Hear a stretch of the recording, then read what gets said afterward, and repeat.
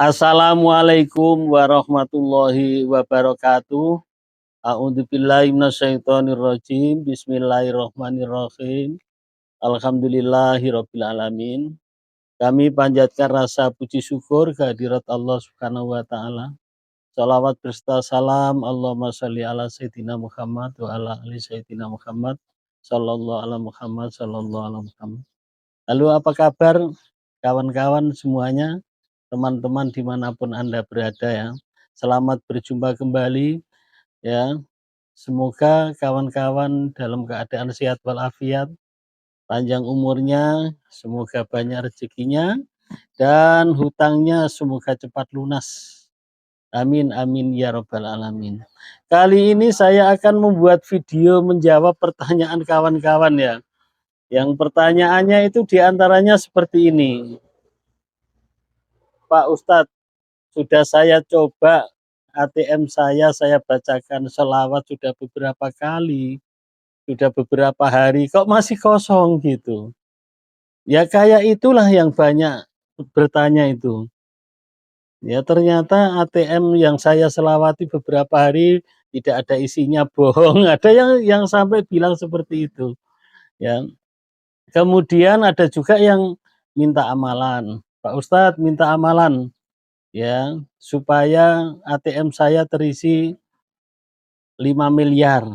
Nah, itu juga banyak ya supaya terisi 10 miliar ya. Yaitu amalan-amalan sholawat apa Ustadz supaya hutang saya yang 1,5 miliar cepat lunas. Kayak itu, banyak pertanyaan-pertanyaan seperti itu ya. Maka teman-teman supaya dipahami ya. Dipahami maka kami harapkan nengok videonya itu adalah jangan di-skip. Ya, menengok videonya itu mulai awal sampai akhir. Ya jangan negatif ya, jangan wah itu supaya ditonton, bukan begitu, supaya jelas. Ya tidak gagal paham. Itu maksud saya ya.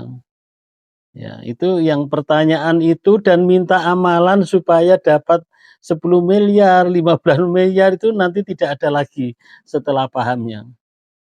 Ya kawan-kawan ya.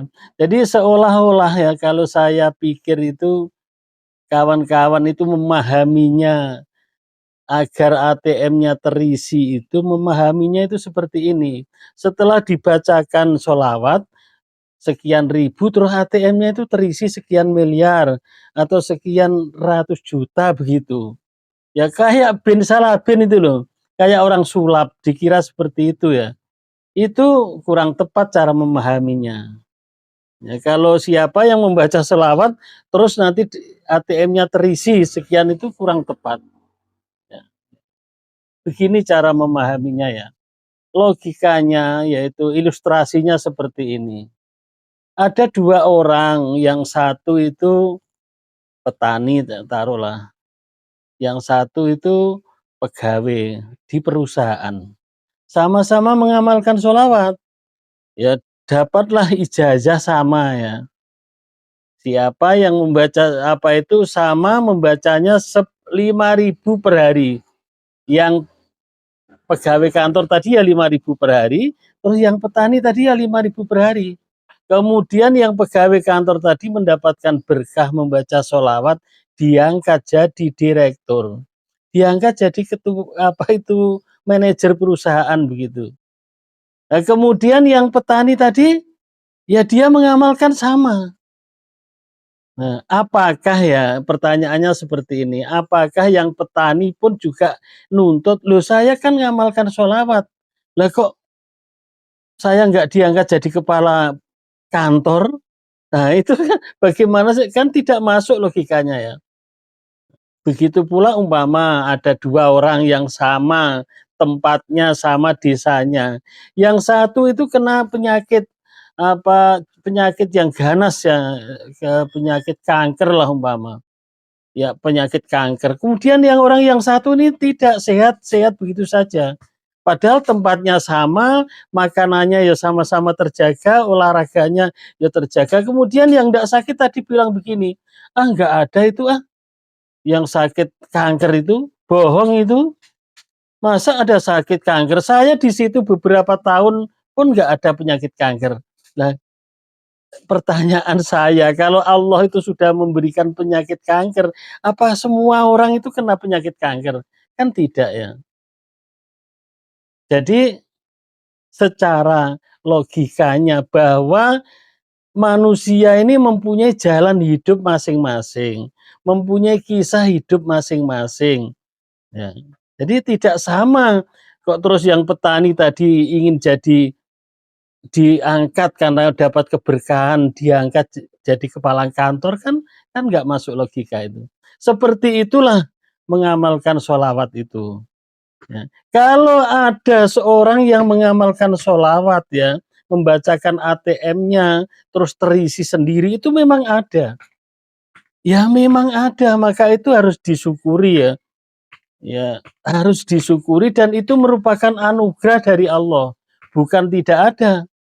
Ya. Maka yang apa itu kalau ada yang tempo hari saya membuat video afirmasi ATM dengan divisualisasi itu hanya afirmasi saja. Jangan salah diartikan ya. Salah diartikan begini. Terus ATM-nya itu wah ini mengharapnya ya. Mengharapnya itu dari ATM itu yang salah.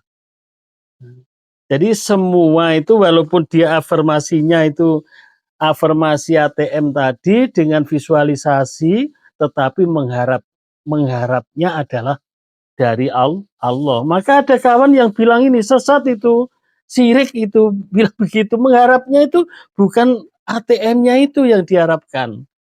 Ya, Allah memberikan rezeki kepada manusia itu adalah berbagai macam cara. Ya, memang mungkin, memang ada orang yang mendapat rezeki, yang rezeki itu adalah gaib, yang tidak disangka-sangka itu memang ada, bukan bohong. Ya sama dengan itu tadi, ya. Dan yang ATM terisi itu bisa juga secara gaib, bisa juga hasil kerja, bisa juga hasil bisnisnya, bisa juga dapat kiriman dari saudaranya.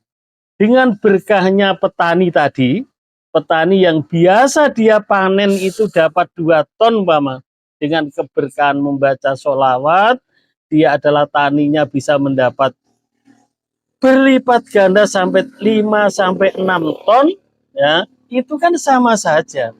Artinya sama saja bagaimana? Kan ATM-nya itu terisi begitu.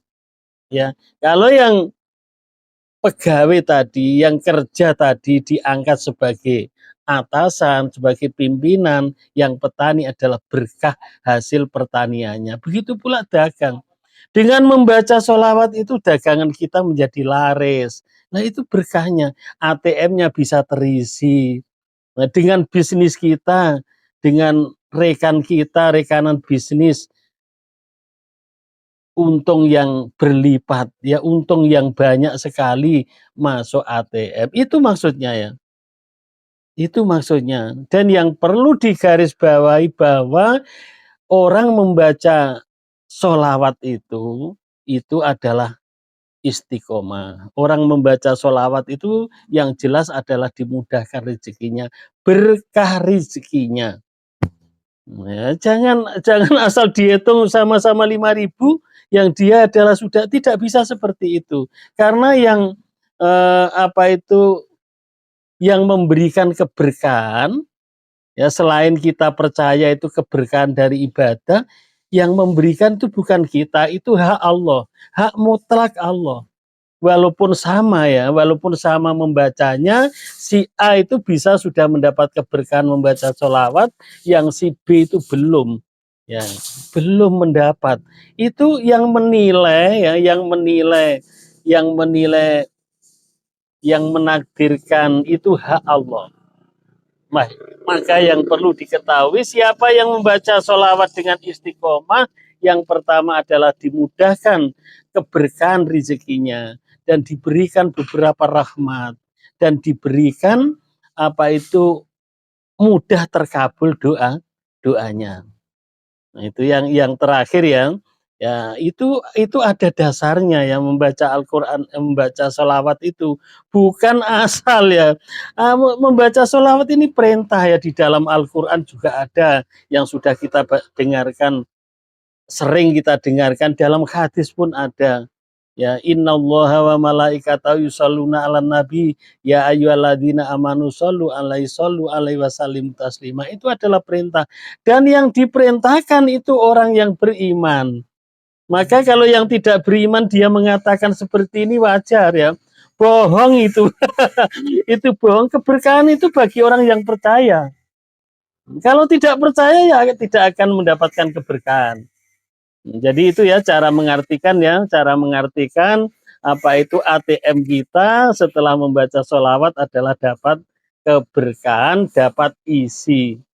Nah, dapat ada isinya, itu keberkahan. Sampai ada yang nanya apakah Ustadz itu pernah. Ya namanya berkah saya walaupun ya alhamdulillah ya sudah beberapa bulan, sudah beberapa tahun ini mendawamkan sholawat, memang pernah terisi.